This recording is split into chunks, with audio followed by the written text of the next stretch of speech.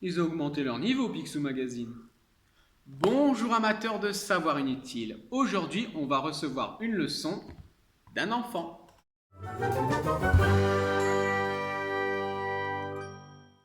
Carl Friedrich Gauss était un mathématicien, physicien, astronome allemand, reconnu de son vivant comme après sa mort, comme l'un des plus grands génies que cette terre ait jamais accueilli. Une des parfaites illustrations à cela est une anecdote que Gauss a lui-même racontée et que les professeurs de mathématiques aiment encore partager avec leurs élèves. À cette époque, le petit Gauss, âgé d'à peine une dizaine d'années, avait déjà l'esprit vif au point de finir avant tout le monde les calculs que son professeur lui avait donnés. Pour l'occuper et avoir la paix afin de continuer à faire cours correctement au reste de la classe, le professeur lui donna un calcul qu'il savait suffisamment long pour être tranquille un moment. Il demanda à Gauss de faire la somme de tous les entiers de 1 jusqu'à 100, c'est-à-dire 1 plus 2 plus 3 plus 4 plus 5, etc. jusqu'à 100.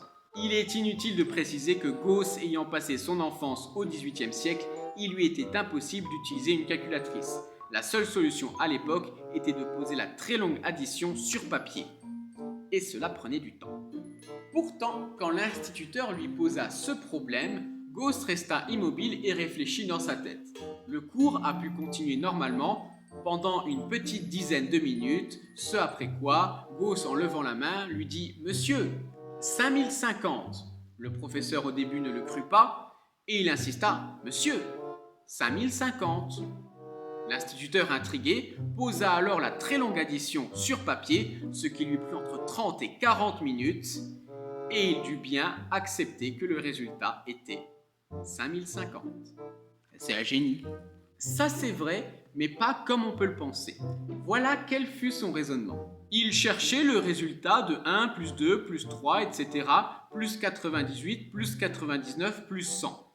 Mais c'est la même chose que la somme 100 plus 99 plus 98, etc., plus 3 plus 2 plus 1. Si on additionne les termes 2 à 2 des deux sommes, on obtient 1 plus 100 égale 101, 2 plus 99 égale 101, 3 plus 98 égale 101, etc. 98 plus 3 égale 101, 99 plus 2 égale 101, 100 plus 1 égale 101.